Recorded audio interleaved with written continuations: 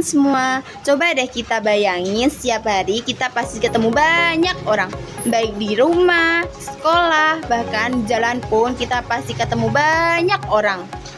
Nah, sadar nggak sih kalau semua itu terjadi karena kita hidup bersama orang lain? Ya, manusia itu adalah makhluk sosial, artinya kita tidak bisa hidup sendirian. Jadi, dalam video kita kali ini kita akan membahas masyarakat dan struktur sosial. Nah, pada video kali ini kita akan mencari tahu apa itu masyarakat, bagaimana sih masyarakat itu berinteraksi, dan kenapa struktur sosial itu penting dalam kehidupan kita. Yuk kita mulai pelajaran sosiologi kita hari ini. Apa sih masyarakat itu? Secara sederhana, masyarakat adalah sekumpulan orang yang hidup bersama di satu wilayah dan saling berinteraksi untuk memenuhi kebutuhan hidupnya. Coba deh kita lihat di sekitar kita. Pasti ada keluarga, tetangga, teman, semua itu termasuk bagian dari masyarakat. Jadi, masyarakat adalah sebuah jaringan besar yang saling berhubungan satu sama lain. Tanpa interaksi dan kerjasama, nggak akan ada yang namanya kehidupan sosial. Terus, gimana sih kita bisa tahu kalau suatu kelompok bisa disebut masyarakat? Nah, ini dia ciri-cirinya. Yang pertama, hidup bersama dalam waktu lama.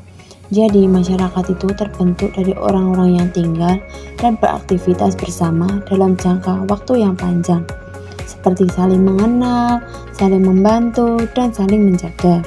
Yang kedua, yaitu mempunyai tujuan dan kepentingan bersama. Contohnya, pada warga kampung yang kerjasama menjaga keamanan atau menjaga kebersihan lingkungan, itu tandanya mereka mempunyai tujuan sosial yang sama. Yang ketiga adalah norma dan aturan yang disepakati. Jadi, tanpa aturan, kehidupan pasti kacau, bukan? Nah, peraturan inilah yang bikin masyarakat jadi tertib dan nyaman untuk ditinggali. Yang keempat adalah saling berinteraksi. Bayangkan kalau semua orang diam dan cuek, pasti sepi, bukan?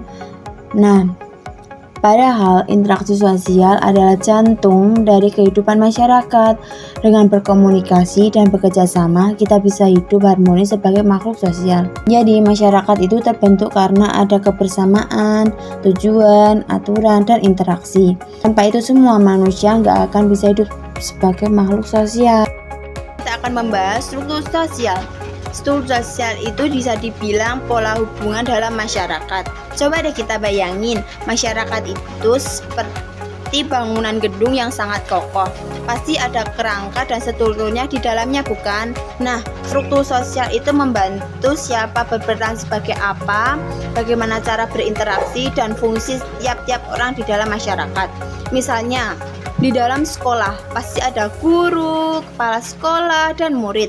Masing-masing mempunyai peran dan tanggung jawabnya berbeda-beda, tetapi semuanya saling melengkapi. Sosial ada dua unsur penting. Yang pertama, status sosial.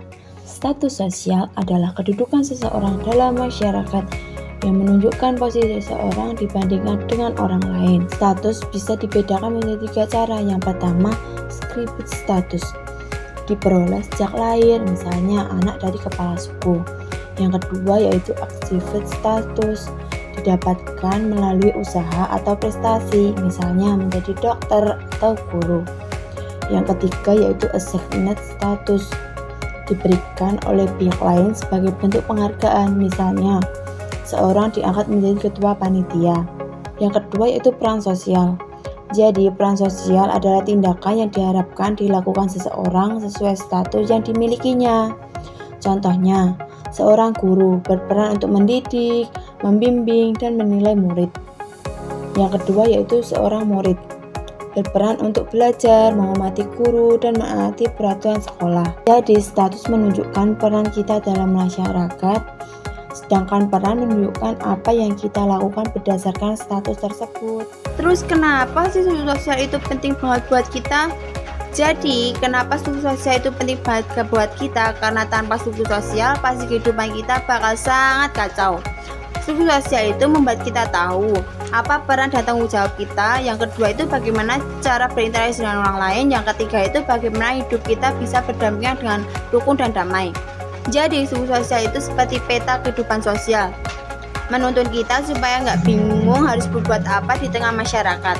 teman-teman semua, kita sudah belajar banyak nih hari ini. Mulai dari arti masyarakat, struktur sosial, sampai pentingnya struktur sosial bagi kehidupan kita. Kesimpulannya, manusia itu membutuhkan orang lain. Kita hidup dalam masyarakat yang saling berhubungan, saling melengkapi, dan diatur dalam struktur sosial supaya hidup kita berjalan dengan harmonis. Yuk mulai sekarang kita belajar menjadi bagian masyarakat yang aktif, peduli, dan saling menghargai.